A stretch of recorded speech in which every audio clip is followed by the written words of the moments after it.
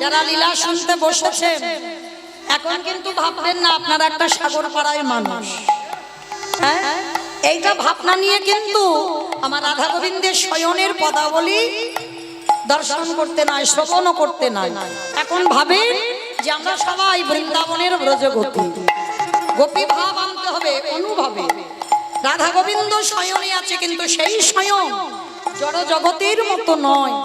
কারণ আমাদের ভালোবাসাতে কামের বাতাস লাগবে, কিন্তু আমার রাধা গোবিন্দে কাম কামিনী দুজনে একত্রিত হয়ে আছে, কিন্তু বাবা সেখানে কোনো কামের বাতাস নাই। বলি ঘুমা বলো দুজন হিয়ে হিয়ে জোর গো, আজ ঘুমানো দুজন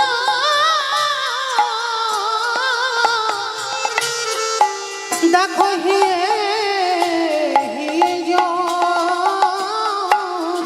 আস্তে মাইরা বাহ্যিক জগতের কথা নয়, রাধা গোবিন্দের শয়নে আছে দুজনের হৃদয়, মানে যেন একটা হৃদয় হয়ে আছে, দুজনের হৃদয় দুজনের উপরে আছে, মানে হিয়ে হিয়ে জোর। বলি যে হিয়ে হিয়ে জড়া জড়ি দেখো হিয়ে হিয়ে জড়া জড়ি। বলি এমন কভু দেখি না যেন হিয়ে হিয়ে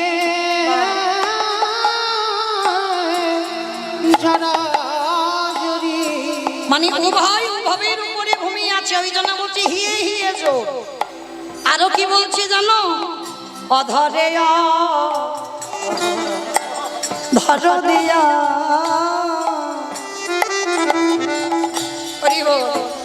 ভুজে ভুজে বন্ধ দে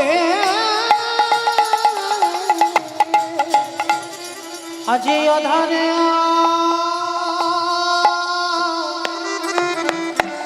অধর দিয়া দেখো ভুজে ভুজে